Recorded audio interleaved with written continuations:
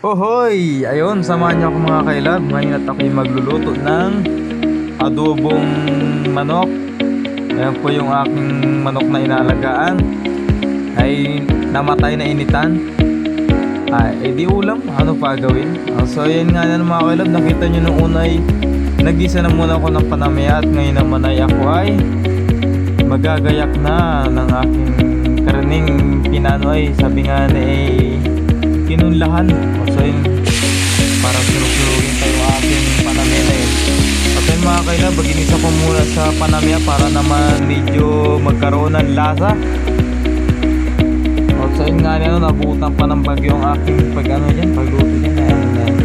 Niligan ko lang pala mga kailab dyan ng kaunting paminta at saka kaunting asin para naman magkaroon ng tamang-tamang lasa. At siyempre, di mawala dyan ang siling pampalasa. Wala ko ng konting sili dyan. At ayan, at sabi ko nga na ari na siguro yun, ialagay ko na yung gata. Ay, nakita pa yung anilo sa pag-video, ano na sila photo talaga. At yan, konting mekos-mekos lang. At then ilagay na yung sili dyan, nilagay na ni ate. At yan, nalo-alo na rin. At ayun, pagilipas nga rin ng ilang minuto mga kailab. At ayun, kita nyo naman, nagkapulo-pulo na. So sabi ko ay quality, yan ang ginawa na rin. At ayan, huwag kakalimutan ng suka pag mag-aadobo. Siyempre, number 1 yan. Para lumambot yung adobong manok. Nilagay na rin ni ate dyan yung dilaw. Para naman magkaroon man lang ng kulay at mabuhay man lang. At ang puso naman talaga pag wala malaan dilaw.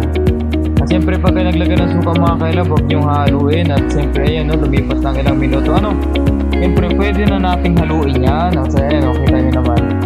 Halo-halo muna habang nagkukulo ang gata para namang kumalat ang dilaw sa adobong manok. Ayan, kita nyo naman, napakasarap talaga naman. Bilang tabiyo na pag may kanaring ulam at may bahaw ay na naman. Quality, tagtag ang nipis ng gitna. So ilang minuto nga nila mga kalaban, kitang-kita nyo naman ang resulta. Nag-approve pa si kahilab ninyo. Anong ganda ng smiling face. Nadali pa yung kamay ko dyan, napadudo-dun sa gata ay napakainit.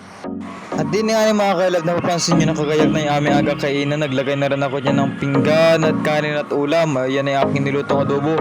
Yan po yung aking sasabunging alagang manok ay nadali, nainitan, ay namatay, ay di ulam. Isa makain pa ng iba balang araw. Ako na ang makain na tayo mga kailab. Inumpisahan ko na magsandok dyan at talaga na mga ako'y nagailaban na tini at labasan ng ribs ni kailab nyo na anong gutom na baga naman. Sabi nga rin, tabiyo na naganipis na ang gitna. At ayan, inumpisahan ko ng maglagay sa aking kanin. At sabi ko nga ni atik magkumanlaerik kung anong lasa. Pinili talaga yung hita, magaling. So wari ko mga kailab ay napakasarap ni Ray. Siyempre ako nagluto ni Ray. Kaya ano pang dapat gawin mga kailab? Try nyo na rin magluto ng adobong sasabungin. Ay quality. Sabi nga na iba sasabunging manok ay tagtag ang hilab. Ay namatay ay di ulam. Talaga na mga kailab, napaka solid nyan.